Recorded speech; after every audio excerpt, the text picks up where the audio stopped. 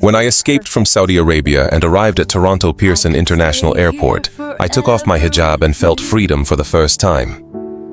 But that was only the beginning. Have you ever risked your life for love? The story I will tell today is the shocking true story of a woman who fled from death threats from her family in Saudi Arabia to Canada. This story went viral on social media, gathering millions of views and made men all over the world envious of Canadians. What is it about Canadian men that made a Saudi girl risk everything to follow one of them? And how is she living now? Wait a minute. If you want to hear more touching stories like this about love without borders, don't forget to subscribe, like, and turn on notifications. That way, you will be the first to know about new stories. Hello, my name is Leila. I was born and raised in Riyadh, the capital of Saudi Arabia. Right now, I am starting a new life in Toronto. But just 2 years ago, I lived in a place that felt like a prison without bars.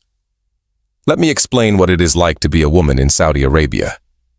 When going outside, I always had to wear an abaya and hijab, completely covering my body. I couldn't go to the hospital without a male guardian accompanying me. Although women were recently allowed to drive, there are still so many restrictions, and traveling abroad is impossible without the permission of a father or husband. I graduated from King Saud University and was a translator, fluent in English and French. But all my abilities were meaningless because I had to live within strict boundaries. Even at 27 years old, I couldn't leave the house alone after 9 in the evening and had to report all my plans to my father. I first truly learned about Canada at university. I was shocked when I watched a popular Canadian TV show that my roommate secretly showed me. The scene where the main female character sits alone in a coffee shop with a cup of coffee, talks freely with a man, and even holds hands with him, was something out of science fiction for me. Since then, I started secretly watching Canadian movies and listening to Canadian music. I studied the culture on my own, listening to songs by Canadian artists. I secretly studied online for 3 years so my family wouldn't know. Leila, are you at the computer again? You'd better go learn how to cook. My mother didn't know I was learning about life in Canada. If she found out, she would probably have taken the computer away from me. But then a fateful meeting happened. 2 years ago, when I was working as a translator at an international trade exhibition in Riyadh, I met Liam, an employee of a trading company from Canada. From the first glance, he seemed different to me. Hello, my name is Leila. I am the translator. Hello, I am Liam from Canada. The other foreigners saw me just as a worker, but Liam was different. He looked me in the eyes when he spoke and asked for my opinion. He even waited for me to finish speaking. Leila, what is your opinion? After all, you know the local specifics regarding this contract clause best. When I heard these words, I was amazed. In Saudi Arabia, men almost never ask women's opinions, especially in business matters. You speak English so beautifully and you know so much about our culture. How did you learn? Actually, I really like Canadian movies and music, so I secretly studied. When I used the word secretly, Liam's face darkened a little. Then he asked gently, secretly? But why secretly? It is not very approved here when women are interested in foreign culture. Liam looked at me silently for a moment. In his gaze, I didn't see pity, but rather a sincere desire to understand. Then you are simply amazing for not giving up and learning even in such difficult conditions. These were the most impressive words I had ever heard in my life. Others usually said I was an immodest woman, but Liam acknowledged my efforts. During the 3 days of the exhibition, we constantly crossed paths for work. What was strange was that Liam always treated me with politeness and respect. If you ask how other foreign buyers behaved, "Hey, get me some coffee." "Smile, why are you so serious?" They treated me like a servant. Even some European buyers tried to shake my hand, which was unacceptable to me. But Liam was different. "Leila, if you are thirsty, shall I bring you something? You must be very tired today. You've been translating all day. What time shall we start tomorrow? Leila, can you recommend any traditional Saudi dishes? I would like to learn more about the local culture." He treated me as a human being, as a personality worthy of respect. Liam, do all Canadian men treat women like this?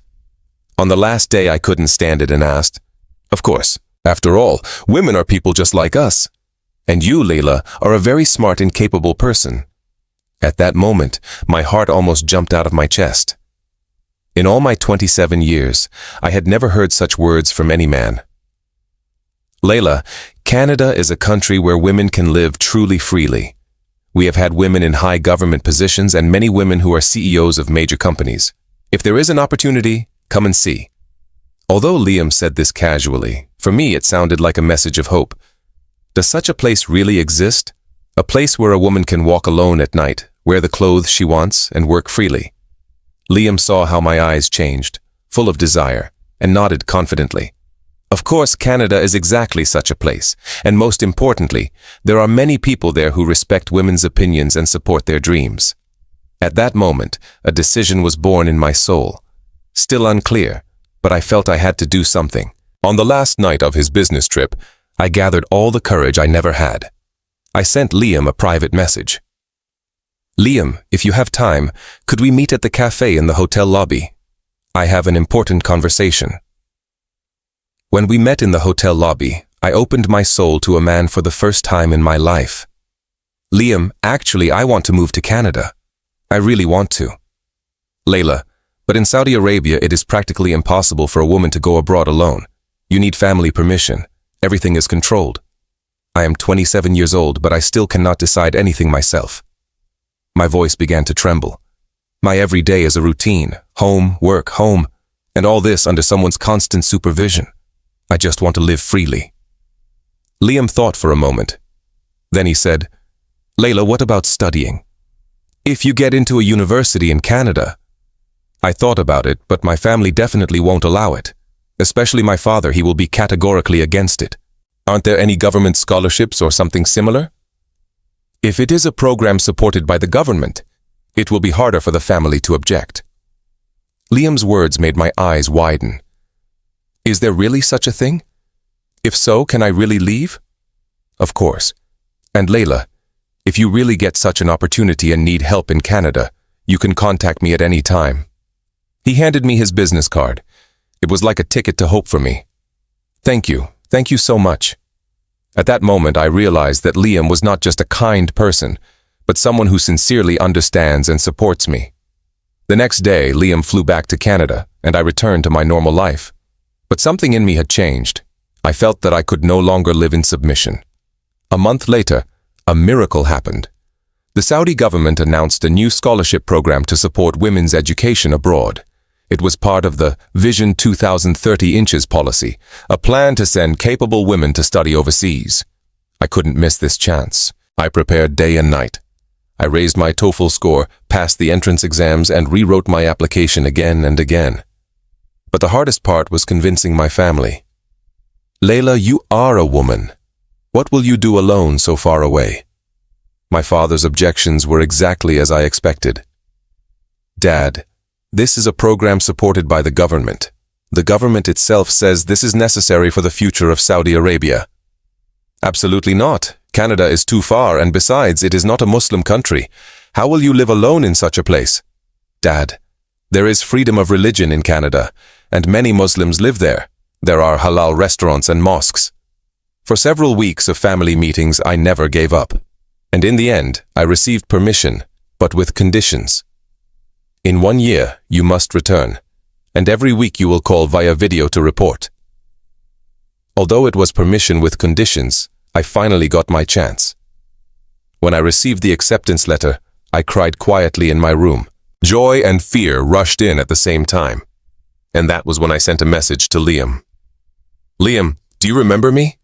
The Saudi girl who said she wanted to go to Canada 6 months ago. I am finally coming to Canada. Next week I arrive at Pearson Airport. A few hours later, a reply came. Really? Congratulations. You are truly amazing. Should I meet you at the airport? The moment I saw that message, I burst into tears again. This time they were tears of joy. On the day of departure, my family saw me off at the airport. My mother cried ceaselessly, and my father had a worried face. Layla, in a year you must return. Yes, Dad. But at that moment, I knew that in a year I might become a completely different person. For the entire 14-hour flight, I thought about whether I could adapt to life in Canada. Would it really be such a free country as Liam said? When I arrived at Pearson International Airport, how to describe this feeling? Getting off the plane, passing passport control, I was able to take off my hijab for the first time. In the restroom, when I looked in the mirror and removed my hijab, I felt like a different person. It was a feeling as if I saw my own hitherto hidden face for the first time in 27 years. And when I saw Liam waiting at the exit, my heart beat so fast it felt like it was ready to burst out. "Layla, you really came!" "Liam, I am really here." At that moment, I felt that a new life had begun. "Leela, for starters, let's go to your place. I found a studio for you in advance not far from the university." "Really? Why? For me?" "Of course, I wanted to help you adapt better to life in Toronto." That was when I first realized how caring Canadian men can be. Liam had prepared for my arrival by finding me accommodation in advance. On the way to the apartment, Liam asked, "Layla, is there any food you do not eat? If there are any religious prohibitions, please tell me in advance." I was amazed. He cared even about my religious dietary restrictions. "Do you know about halal food?" "Yes, I researched it a bit beforehand. Toronto has many halal restaurants. Maybe tomorrow we can go try one." At that moment, I was sure that Liam was truly a special person. But life in Canada was not smooth from the very beginning. The first shock happened on the very first day at the university. "Oh, are you a foreigner? From which country?" "I am from Saudi Arabia." "Oh, where the oil is, so you must be very rich. But aren't there often terrorist attacks in Saudi Arabia? Why aren't you wearing a hijab? Usually you people wear them." I was hurt by the prejudices and ignorance of people. Every time this happened, Liam was there. "Layla, don't pay attention to those people's words. They just don't know." But sometimes it is too hard. In Saudi Arabia, although I was oppressed, I at least knew who I was. But here I sometimes don't know who I am myself. Then let's search slowly. The main thing is that now you, Layla, can search for yourself freely, and I will always be nearby. Liam's unchanging support and encouragement were a huge strength for me.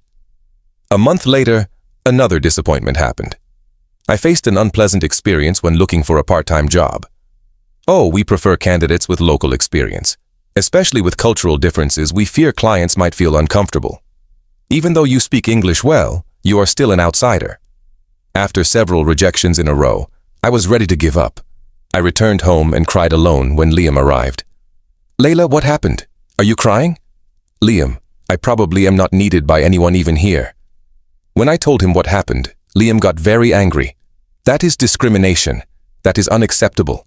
And the next day, Liam took me to the company where he worked. "Mr. Director, this is the translator I told you about. She is very talented." "Oh, you speak English and French so well.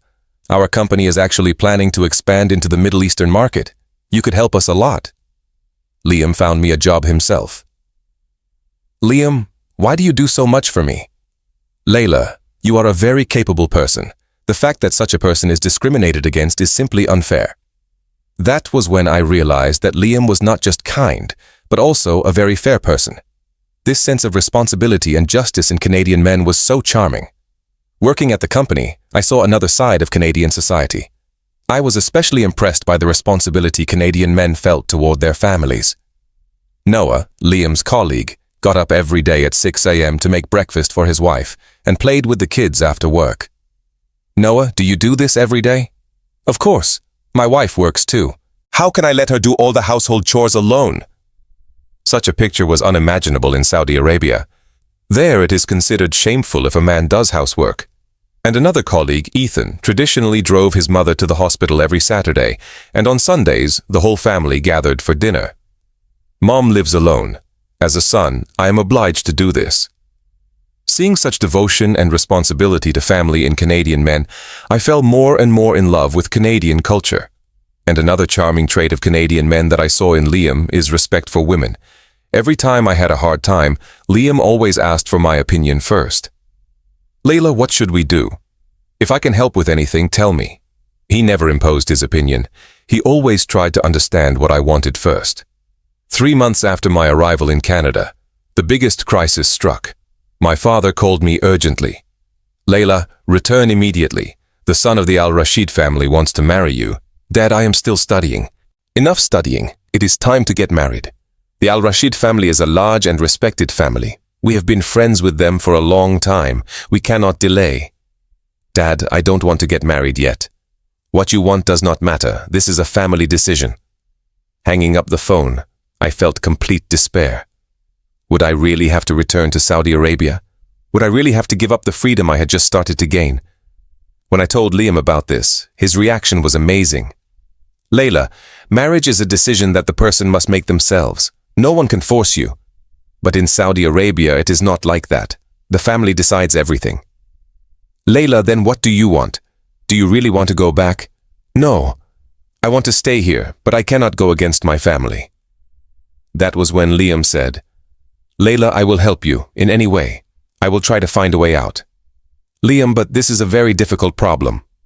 It doesn't matter that it's difficult. Layla's happiness is the most important thing.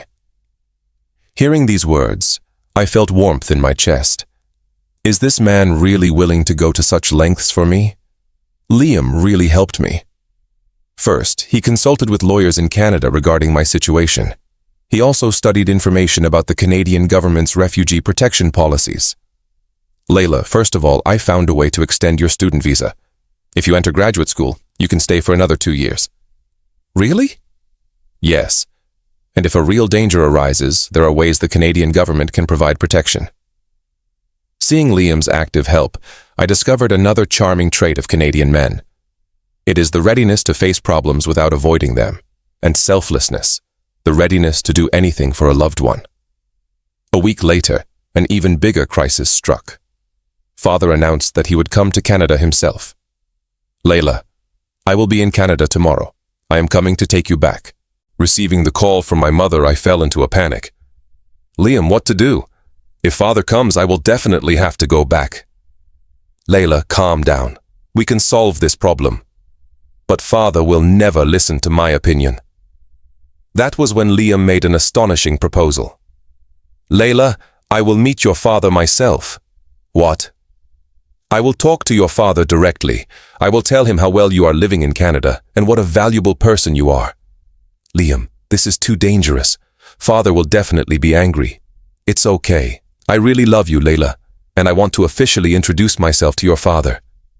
At that moment, I realized that Liam truly loved me and how sincere his love was. The next day, I met my father at Pearson Airport. Father, whom I hadn't seen for a year, looked as strict as ever. Layla, you have changed a lot. Yes, Dad. What is this without a hijab? Father's first words were a reproach, but I was no longer the same as before. Dad, I am very happy right now. Happy? Abandoned your family, living alone? Where is the happiness in that? I didn't abandon the family. I just came to follow my dream. At that moment, Liam appeared. Hello, I am Liam, Layla's friend. Father, seeing Liam, coldly said, So it is you who seduced my daughter? No, Dad. Liam is a person who helped me. Respected father of Layla, I respect and love Layla, and I want you to see how wonderfully she has grown here in Canada. Seeing Liam's confident manner, I felt proud of him. The next few days were like hell. Father ignored Liam and hurried me to leave every day. Layla, pack your things. We are returning tomorrow. Dad, Don't argue. You are shaming the family. No matter how hard Liam tried, Father did not want to meet him. Respected father of Layla, please give me a chance to talk to you just once. I have nothing to talk to you about. What is there to talk about with a person who ruined my daughter? A week passed, but the situation did not improve, only worsened. Father took my passport and arbitrarily bought me a plane ticket. Dad, please listen to me just once. I don't want to listen. You are returning tomorrow. That night I was in total despair. I thought it was all over. But Liam didn't give up. The next morning Liam disappeared. He didn't answer calls. I didn't know where he went. Even Father didn't know. Layla, where is that guy? I don't know, Dad. He suddenly stopped answering. I looked for Liam all day, but there was no news. But towards evening, Liam appeared. In his hands was a large folder. Liam, where were you? I was so worried. Layla, I have something I want to show your father. What Liam took out of the folder was an English translation of the Quran. But it wasn't just a translation. It was a copy that Liam had rewritten by hand.